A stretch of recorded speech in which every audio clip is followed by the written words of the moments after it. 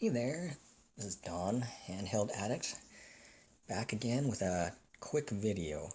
So I have some very sad news for me to report.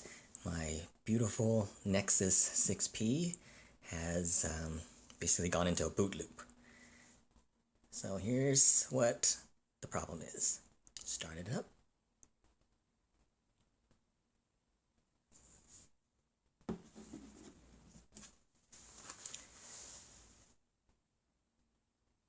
Basically what happened was last Thursday I was out at McDonald's and just doing the usual stuff with my phone. Like I took a photo and then I went to sit down, sat down, and started browsing websites, and suddenly it froze, and then it rebooted. So, but the problem is it didn't just reboot, it got stuck. It's stuck at the Google logo.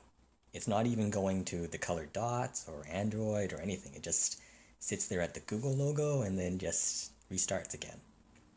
So it just sits there and just keeps going and going and going. So I was looking at what I could do to fix this because I actually had a similar problem with my Nexus 5 when that updated to Marshmallow. And yeah, so this, I guess I'm another victim of the Android 7.0 Nougat update. But the thing is, like, this phone updated to Nougat over the air about a week before this happened, and everything seemed to be fine. I have the usual sort of battery issues that other people have been experiencing, but nothing like this. It was restarting though a couple times, so which really rarely ever happened before then. And so I thought that this would just be another restart, right? Like it would just reboot and it would go into Android, but it's just stuck like this. So what I did was I went into the fast boot menu, and I remembered that if you hold down the power and the volume down button at the same time, you can get into a menu. So there we go. So yeah, now the options here are limited because I didn't like unlock my bootloader, nor did I choose USB debugging.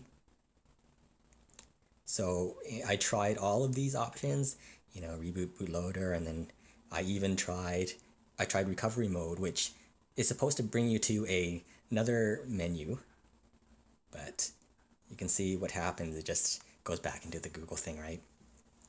So the what makes this really bad for me, like I mean, I'm not a guy who flashes ROMs or whatever, but as far as I can tell, when you're in just the Google logo and you can't ever get to the colored dots or anything, that's a bad thing. Like it seems like your options are very limited, right? So and especially because the device was locked and the bootloader was locked and USB debugging was not enabled, so there was not a lot of options.